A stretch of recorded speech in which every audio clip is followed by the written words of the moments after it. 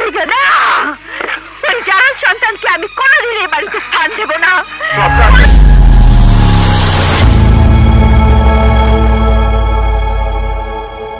কি দোষে তুমি আমাকে বঞ্চিত করবে বলো? কি সরল বিশ্বাসে তোমাকে আমি ভালোবেসেছিলাম। মৃত্যুর আগে প্রচন্ড আস্থা নিয়ে বাবা আমাকে তোমার হাতে তুলে দিয়েছিলেন, আর তুমি টিনা, টিনা, আমার কথা তুমি বুঝতে চেষ্টা করো। এইভাবে একাকী তোমার জীবন চলতে পারে না। তোর বাবা নেই, নিশাও আবার তোমাকে, তাই তোমার জীবনটা সুখের করতে আমি তোমাকে বিয়ে দিতে চাই। বিয়ে? বিয়ে দেবে তুমি আমার? তুমি জানো আমি আমি তোমার সন্তানের মা হতে চলেছি।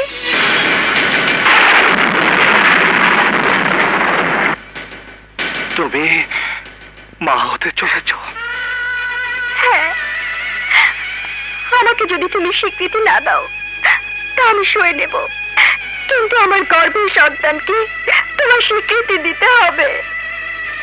টিনা, টিনা, ওই সন্তানকে তুমি নষ্ট করে দাও।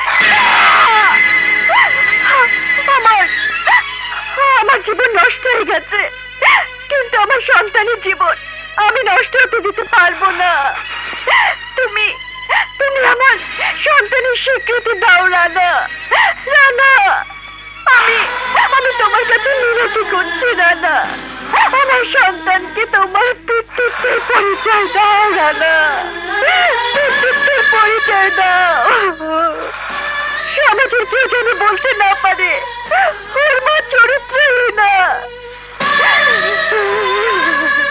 কেউ যেন বলতে না পারে ওর কোনো পিতৃ পরিচয় নেই, কেউ যেন ওকে বলতে না পারে ও যারও সন্তান।